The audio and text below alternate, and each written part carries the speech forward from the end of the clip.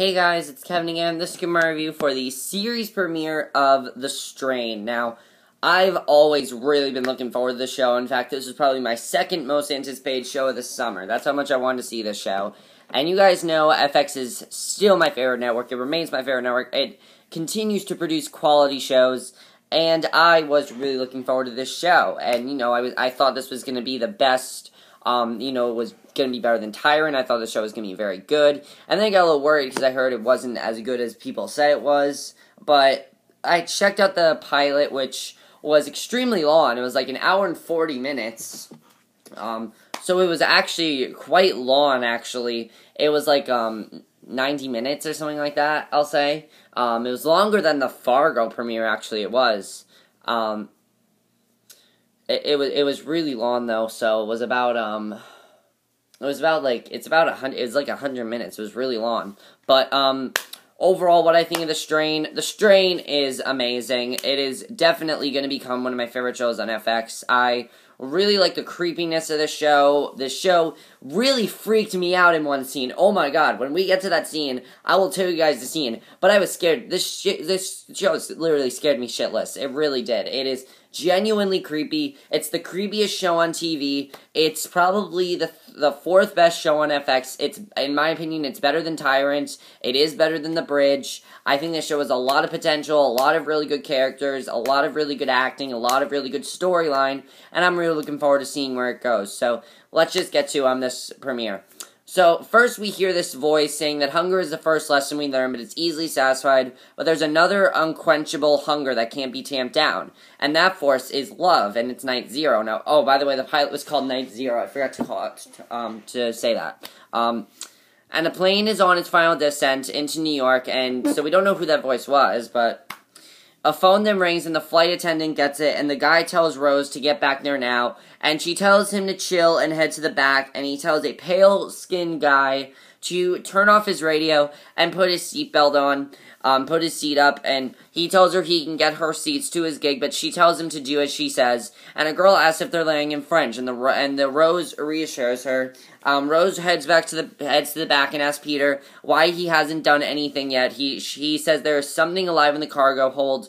He's freaking out and said it's really big. He heard a thumping under the floor. He says he heard it and then it moved. They kneel down and feel the floor. They were above the hatch into the cargo bay. She opens it and looks downside, and the plane shudders a little, and she shuts the door back. She tells Peter nothing is there, but then there's something beating against the door, and she tells him to tell the captain to get emergency services. She said the door is going to give.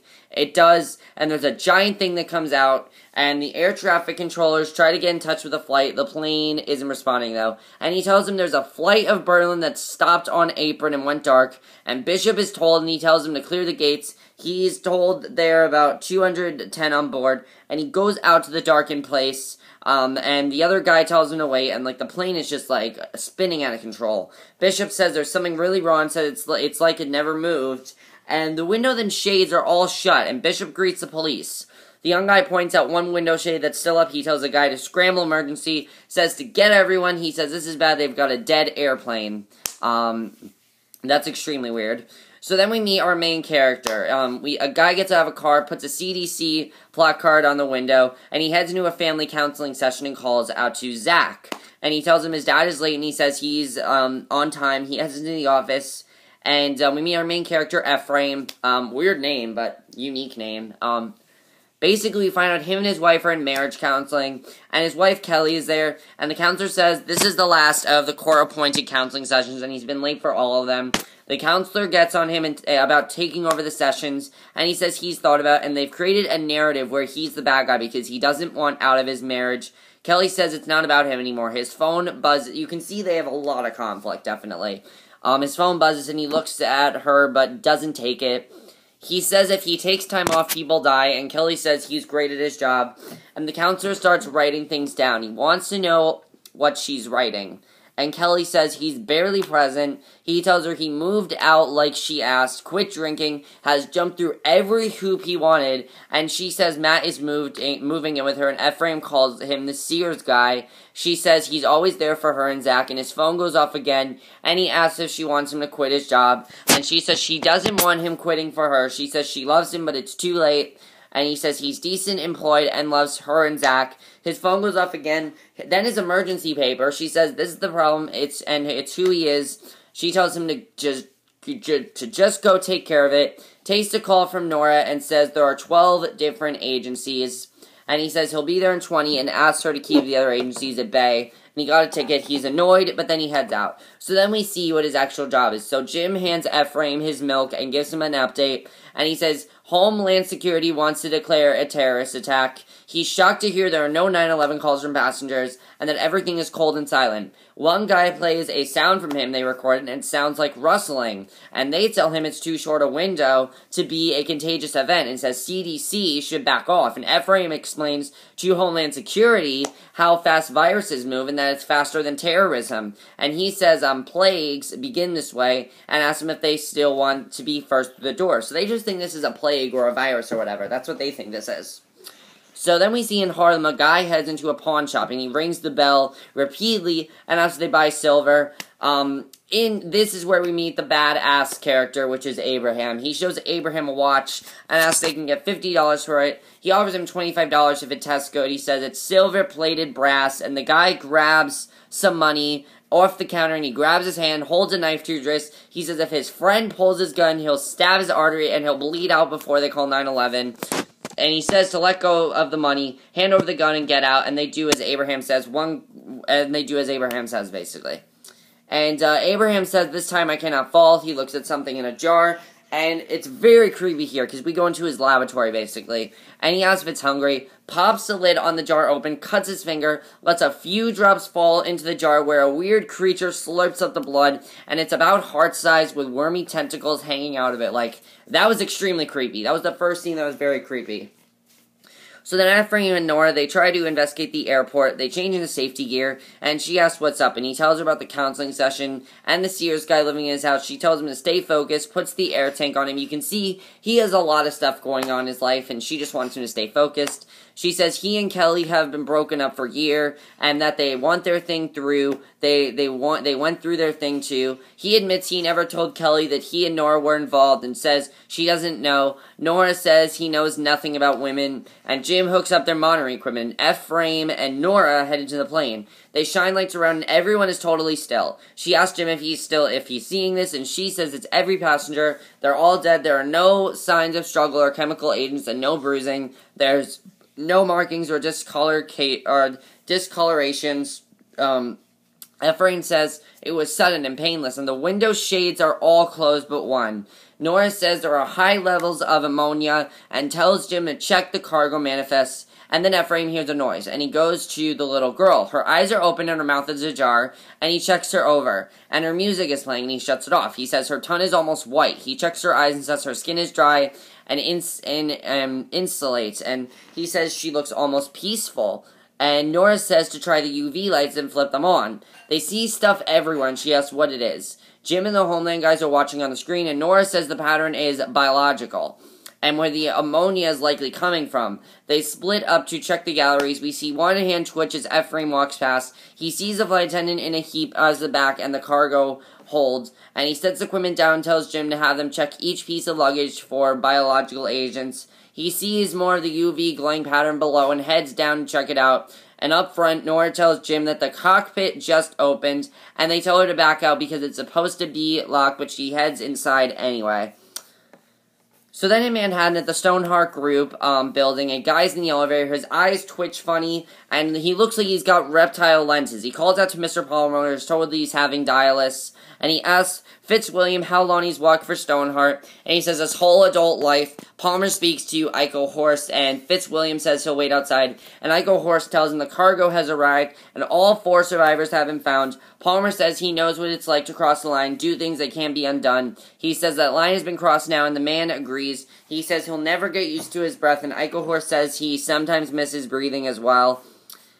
And they load up the survivors at the airport, and Everett arrives and talks to Ephraim. He asks how bad it is, and in the JFK cargo hold, they've got body bags galore. They're going to do some autopsies, and Ephraim says he's invoking the health powers and will be quarantining the survivors. And Everett doesn't like it and doesn't want panic to ensue, so he doesn't want anything bad to happen. Now, meanwhile, Mrs. Lusk, who's one of the survivors, asks if there were only 4 survivors of the crash, and they tell her it wasn't a crash. They seal her into a plastic room as she rants about being an attorney, and Captain Redform, the pilot, is also alive, and they ask him about odors that he smelled on board, and he says he remembers landing the plane and then nothing else, so that's really weird. So one of the survivors, Barber, tells Ephraim that there are noises in his head, and the 4th survivor, Bolivar, asks for a demo roll. He asks what he remembers, and he says flickering lights. He asks about the cuts on his arm, and he says it's just for the fans. Says his father is a Baptist minister, and Ephraim is called back to the cargo hold. There's a large thing that came out of the cargo bay, and it's not on the manifest.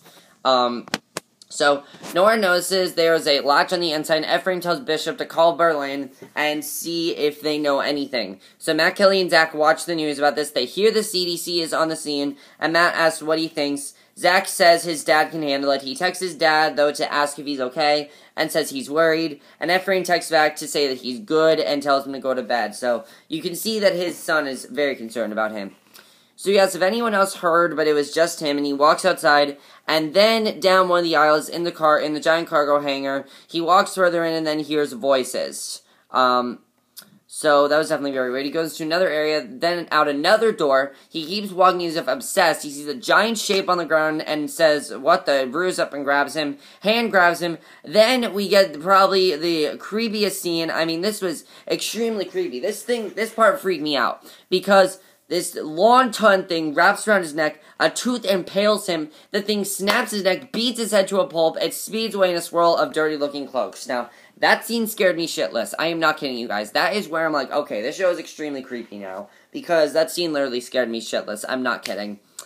Ico Horse finds some gangbangers in Harlem, and he speaks to Gus and says he's avoiding him. Now, what I really like about this premiere, by the way, the first half was not that scary, but the last 40 minutes, it got really scary, which was really cool. Gus tries to get sassy, but Ico Horse glares him down, and he sends his boys on their way. He hands him an envelope and says he has to go to the airport to retrieve it. He says it's all been arranged, but Gus says it's on lockdown. He tells him he's never let him down before, but Ico Horse says this is different, and says his brother's criminal record and his mother's immigration status depend on it. And Gus asks if it's a threat.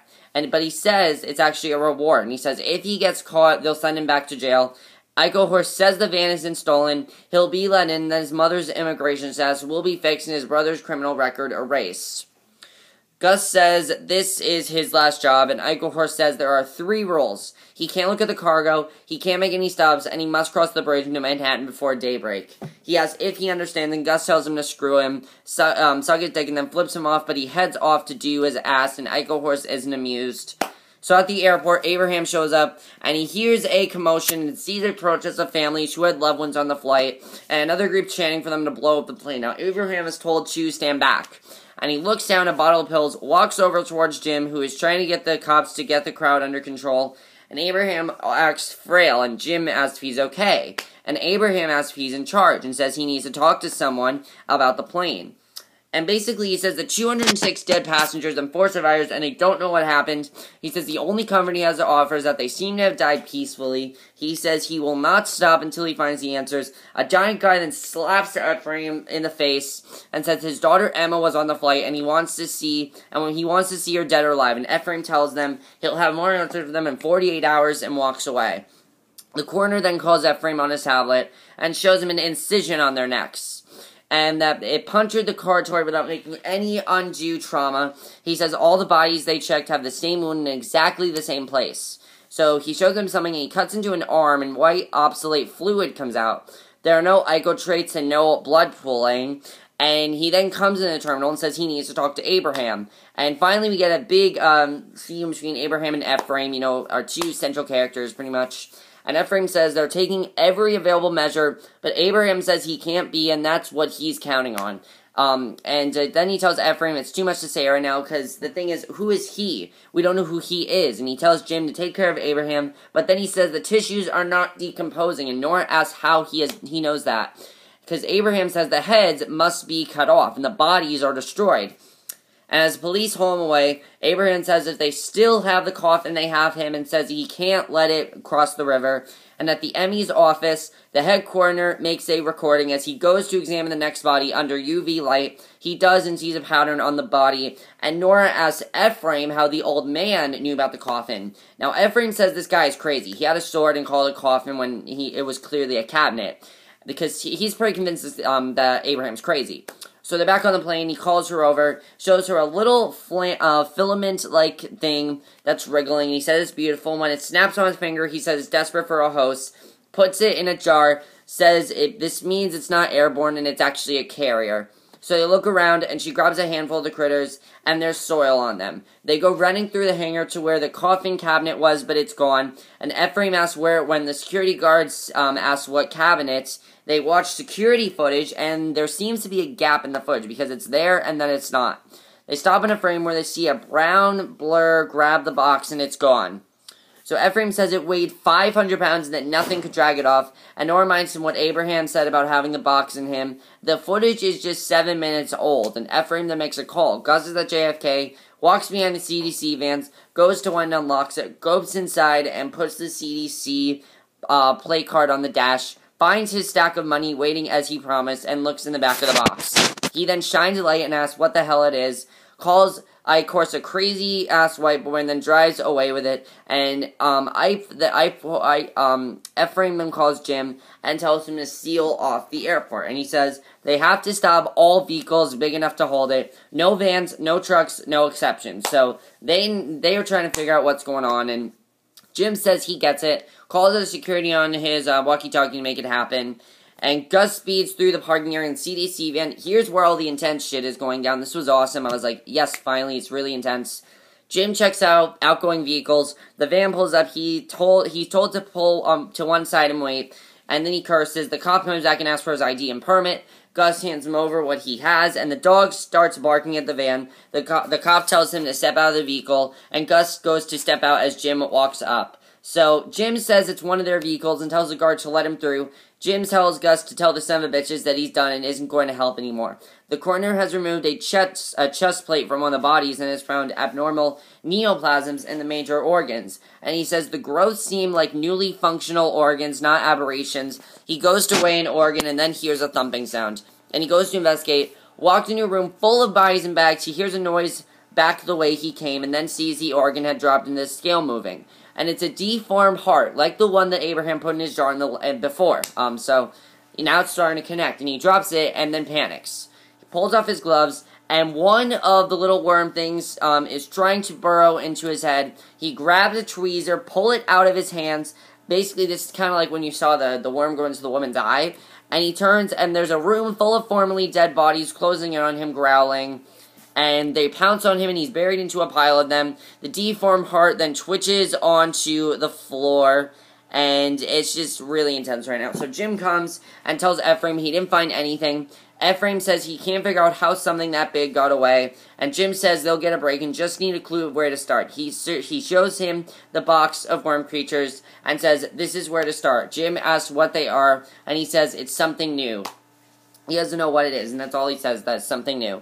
So Abraham's checked into the jail and left in holding at about 4 a.m. A drunk checks his arm and asks about the numbers on them. He asks if they mean anything, and Abraham says only to me. So what do those numbers mean? We don't know.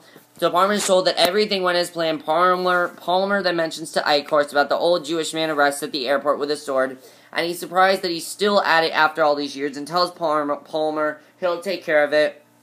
Palmer tells Fitzwilliam he should venture out and walk the streets one last time before the fall.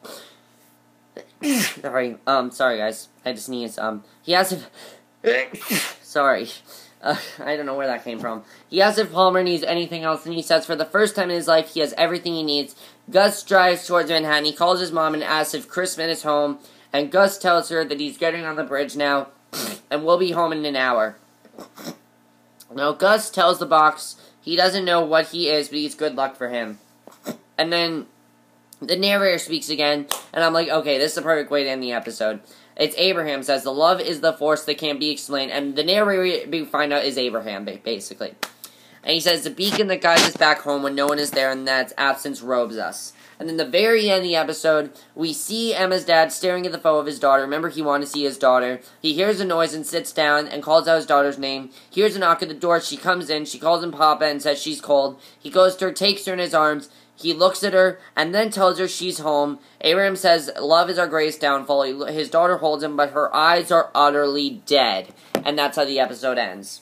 So, I'm thinking it's going to get really interesting now. I really love this show. I think it's going to be a very interesting show. And there's a lot of things I love about the show. One, it is genuinely creepy. Like, this show literally scared the living shit out of me. I'm not kidding you. The last hour or so scared the living shit out of me. I mean, seriously, it really was creepy. I'm not kidding. It was extremely creepy. It really was. Just wow, it was really, really creepy. I mean, really, I was freaked out at that one scene. I mean, really, I was creeped out. If you guys saw my Twitter, you knew I was freaked out. Let's get to the acting in this episode. This episode has some really good acting. I mean, this show has some very good acting. I really like the actors in this show.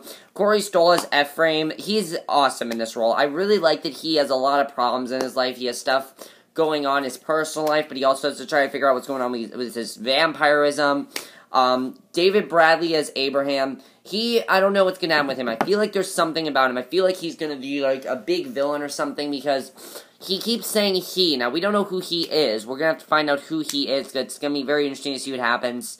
There are just a lot of really good actors here. Maya Maestro as Nora, also very good.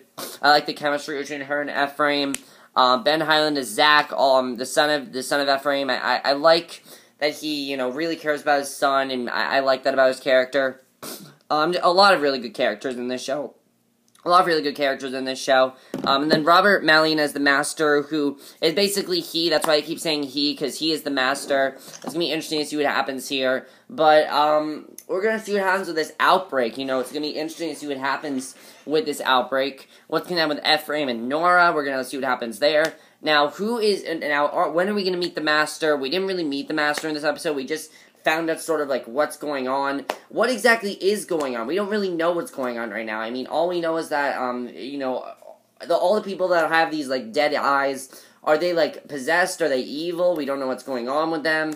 We'll have to see, but that's it for my review. I hope you guys enjoyed it, and I'll see you guys in my next video. By the way, I really like this show, and because I like this show so much, by the way, guys, I'm probably not going to watch *Halt and Catch Fire* anymore. I have too many shows. I'm not reviewing 5 shows to you on a Sunday. I don't go past 4 shows. You guys know that. I don't go past 4 shows. Because I just don't want to. I don't want to go past 4 shows. And, my next review will be for The Leftovers, so I'll see you guys for that. Okay, bye.